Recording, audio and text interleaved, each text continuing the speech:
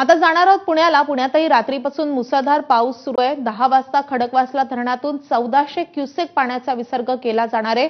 पुण्यातल्या मुठा नदी पात्रामध्ये सध्या काय स्थिती आहे आपल्याला जाणून घ्यायचे. आपले प्रतिनिधी मंदार गोंजारी आपल्यासोबत जोडले गेलेले आहेत. मंदार, पुण्यामध्ये पावसाचा कसा जोर आहे?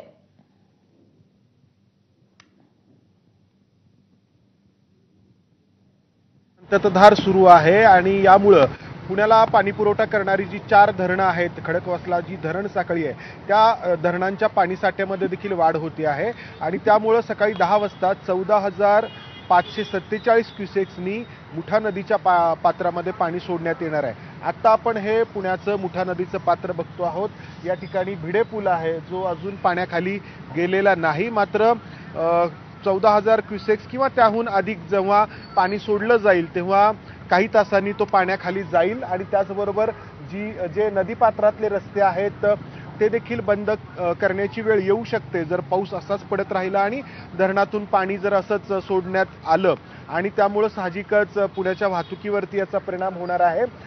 पुणे शहरामध्ये आता पावसाची संततधार सुरू आहे. हलक्या स्वरूपाचा पाऊस सुरू आहे. मात्र पुणे ग्रामीणचा जो भाग आहे, खास करून थेऊर असेल, इंदापूर असेल, या ठिकाणी काल रात्री मुसळधार पावसामुळे सखल भागांमध्ये पाणी शिरलेलं होतं. काही ठिकाणी लोकांना एनडीआरएफनी सुखरूप बाहेर देखील काढलेलं आहे.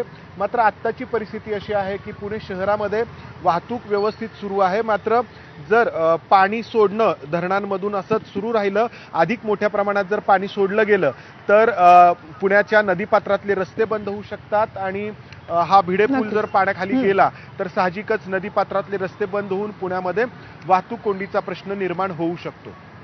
अर्थात मुठा नदीपात्रालगतच्या घरातील नागरिकांना विशेष काळजी घेणं गरजेचं आहे. मंदार, खूप धन्यवाद या सगळ्या सविस्तर माहितीसाठी.